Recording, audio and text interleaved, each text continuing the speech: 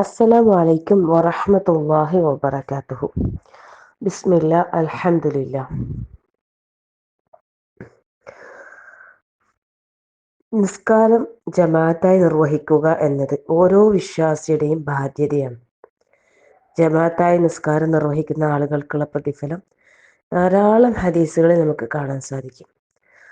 അതിൽ റസൂൽ സല്ലല്ലാഹു അലൈഹി വസല്ലം പ്രത്യേകമായി എടുത്തു പറഞ്ഞ രണ്ട് നിസ്കാരങ്ങളാണ് ഇശാഉം സുബഹയും. നബി സല്ലല്ലാഹു അലൈഹി വസല്ലം പറയുന്നു, കപടവിശ്വാസികൾക്ക് ഏറ്റവും ഭാരമേറിയതായി അനുഭവപ്പെടുന്ന നമസ്കാരമാണ് ഇശാ നമസ്കാരവും ഫജ്ർ നമസ്കാരവും. അവ രണ്ടിലും ഉള്ളത് അറിയുന്നുവെങ്കിൽ അവര് ഇഴഞ്ഞിട്ടെങ്കിലും വരിക തന്നെ ചെയ്യും പള്ളിയിൽ. അപ്പോ ഈ രണ്ട് നിസ്കാരങ്ങൾക്ക് ജമാഅത്തായി നിർവഹിക്കുമ്പോൾ വേറെയും ശ്രേഷ്ഠതകൾ പറയുന്നുണ്ട്.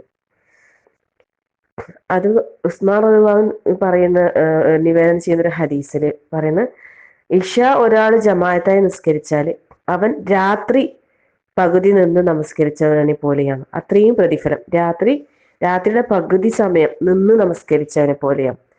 അതേപോലെ തന്നെ സുബഹി ജമാഅത്തിൽ പങ്കെടുത്തു കഴിഞ്ഞാൽ അവൻ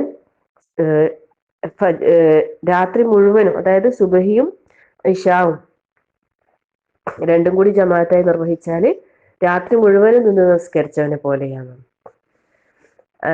ഈ ഒരു ഇതിന്റെ വിശദീകരണം പറഞ്ഞു വെച്ചാൽ, ഉറങ്ങാതെ രാത്രി മുഴുവനും നിന്ന് നമസ്കരിച്ചവനെ പോലെയാണ്. സുബ്ഹാനല്ലാഹ് അല്ലെ. ശരിക്കും ചിന്തിച്ചു നോക്കിയാട്ടെ, നമുക്ക് രാത്രി മുഴുവനും നിന്ന് നമസ്കരിച്ച് പ്രതിഫലം കിട്ടാൻ ഇത്രയും ഒരു കാര്യം നമ്മളൊന്ന് ശ്രദ്ധിച്ചാൽ ഇൻഷാ അല്ലാഹ് അല്ലാഹു തആല നമുക്ക് അതിനുള്ള ആ ഒരു പ്രതിഫലം നേടാനുള്ള ഒരു അവസരം അല്ലാഹു തആല നമുക്ക് തന്നത്. അപ്പൊ നമ്മൾ ഓരോരുത്തരും അതിനുവേണ്ടി പരിശ്രമിക്കുക. സ്ത്രീകൾക്ക് പള്ളിയിൽ പോകണമെന്നില്ല, പക്ഷെ അവരുടെ ഭർത്താക്കന്മാരുണ്ടല്ലോ, അവരെ പറഞ്ഞയക്കുന്ന കാര്യത്തിൽ പ്രത്യേകം ശ്രദ്ധിക്കണം. കാരണം നമ്മള് വീട്ടിൽ നിന്ന് നിസ്കരിക്കുമ്പോൾ അവരും വീട്ടിൽ നിന്ന് നിസ്കരിക്കുന്ന ഒരു അവസ്ഥ ഉണ്ടാകാൻ പാടില്ല. പുരുഷന്മാർ നിർബന്ധമായിട്ടും പള്ളിയിൽ പോകണം എന്നുള്ള ആ ഒരു കാര്യം നമ്മൾ ഓരോരുത്തരും നമ്മുടെ ഭാഗത്തു നിന്ന് ആ ഒരു ഭാഗം ക്ലിയർ ആക്കി ചെയ്യണം. പ്രത്യേകിച്ച് ഫജ്റും ഇശാഉം. ഇൻഷാ അല്ലാഹ് അല്ലാഹു തആല നമുക്ക് എല്ലാവർക്കും ഈ പറഞ്ഞ പ്രതിഫലങ്ങളൊക്കെ നേടിയെടുക്കാനുള്ള തൗഫീഖ് നൽകി അനുഗ്രഹിക്കട്ടെ. ആമീൻ.